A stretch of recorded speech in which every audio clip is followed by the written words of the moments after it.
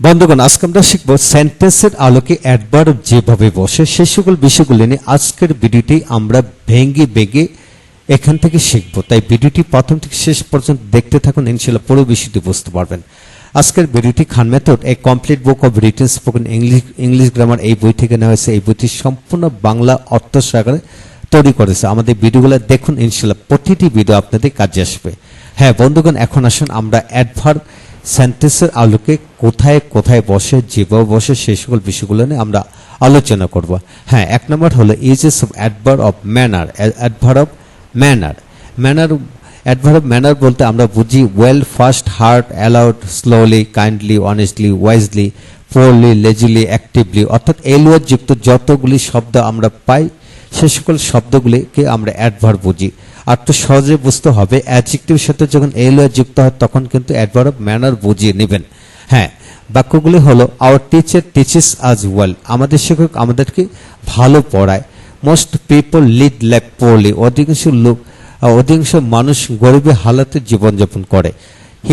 He speaks English fluently, তিনি he speaks অর্থাৎ তিনি মানে সাবলীল ভাবে ইংরেজিতে কথা বলতে পারে, ইংরেজিতে কথা বলে। তো বন্ধুগণ, এখানে আমাদের শিক্ষক আমাদেরকে ভালো পড়ে, এই বাক্যটা ভুল হয়েছে।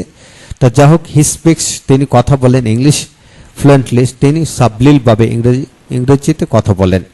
We should work hard to shine in life, আমাদের জীবনে উন্নতি করার জন্য কঠোর পরিশ্রম করতে হবে। এখন আসুন 5 নম্বর হলো none should talk to other badly, কারোরই অপরের সাথে মন্দভাবে কথা বলা উচিত না।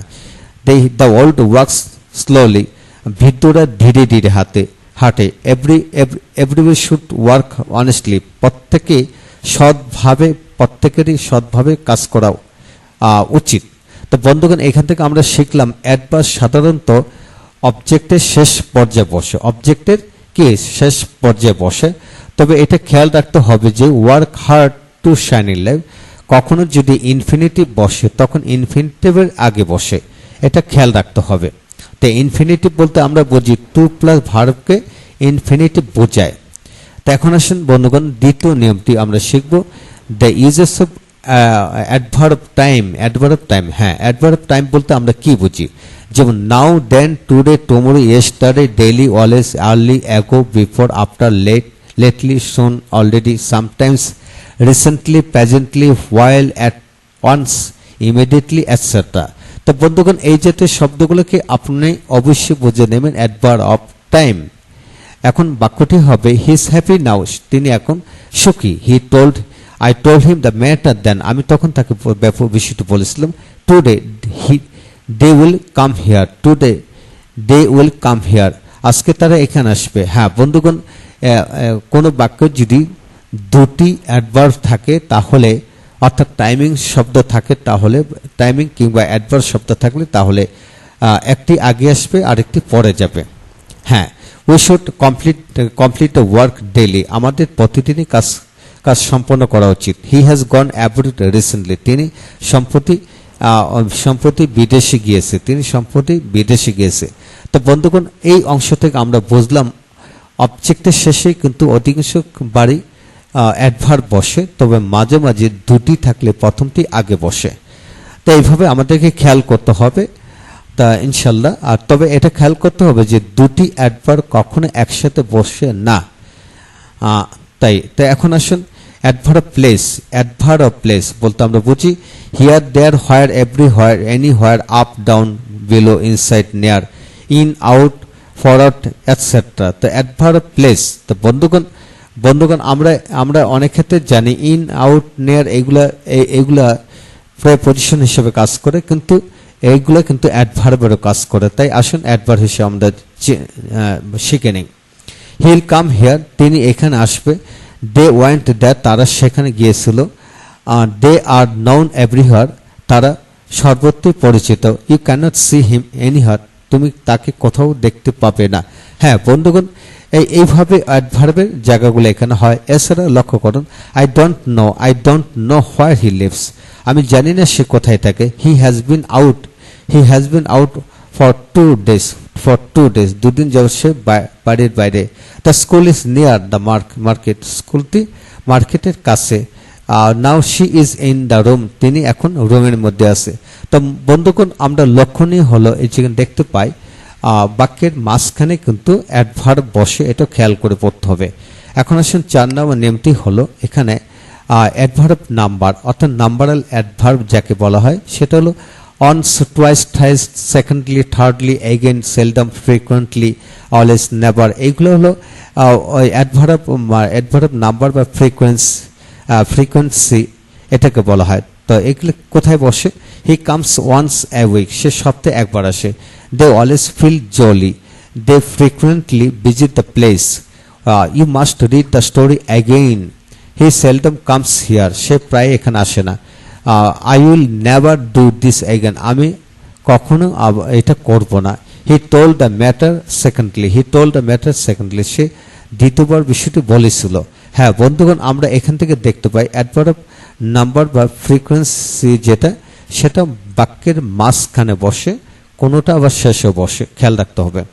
এখন আসেন অ্যাডভার্ব ডিগ্রি বলতে বুঝি very, too much, more, little, little less, fully, enough, quite, এগুলি কোথায় কোথায় বসে লক্ষ্য করুন। এগুলো বাক্যের মাঝখানে বসে। যেমন he is very poor, I am so glad to meet you, I am fully prepared, it is quite clear, he is rich enough, I have much money, he is not less than you, she is not less than you। তো বন্ধুগণ এই হলো adverb শব্দগুলি।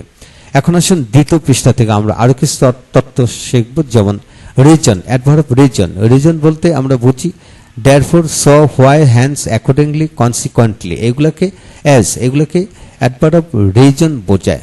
যেমন I don't know why he has come, আমি জানি না সে কেন এখানে এসেছে।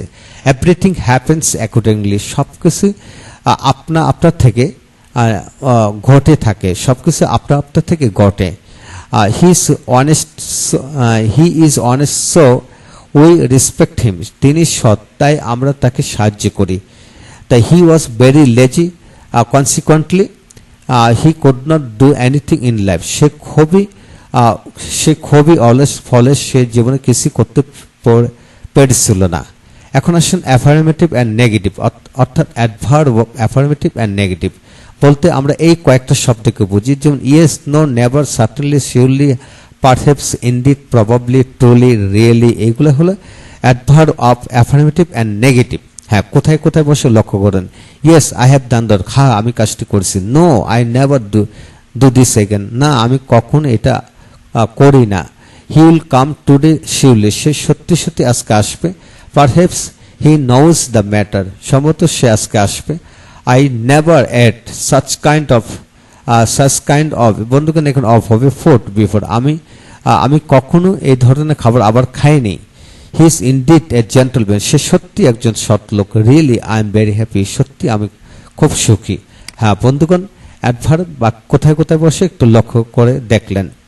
এখন আসুন ইন্টিগ্রেটিভ অ্যাডভার্ব হচ্ছে when, where, why, how many, how much, অর্থাৎ এইগুলো দিয়ে ইন্টিগ্রেটিভ বাক্য তৈরি করা হয়। তারপর আসুন রিলেটিভ অ্যাডভার্ব, অর্থাৎ when, where, why, how many, how much, এগুলো আবার রিলেটিভ প্রনাউন বাক্যের দুই বাক্যের মাঝখানে বসে। হ্যাঁ বন্ধুগণ আমরা এখান থেকে অনেক গুরুত্বপূর্ণ তথ্য শিখে নিলাম ইনশাল্লাহ। তাই আপনারা এগুলি লিখে বাংলা অর্থ সঙ্গে পড়তে থাকুন ইনশাল্লাহ। তো আজকে বন্ধু আমরা কি শিখলাম? তো সেন্টেন্সের আলোকে অ্যাডভার্ব মানে কিভাবে বসে, আমরা লক্ষণীয় হলো সেন্টেন্সের আলোকে অ্যাডভার্ব বিশেষ করে বাক্যের শেষে বসে, কখন আবার বাক্যের প্রথমে বসে, আবার কোথাও দেখা গেলো বাক্যের মাঝখানে বসে। তাই আমরা যা শিখবো ধীরে ধীরে বাংলার সহকারে শিখবো, তাহলে সবকিছু বুঝে যাব। Thank you very much.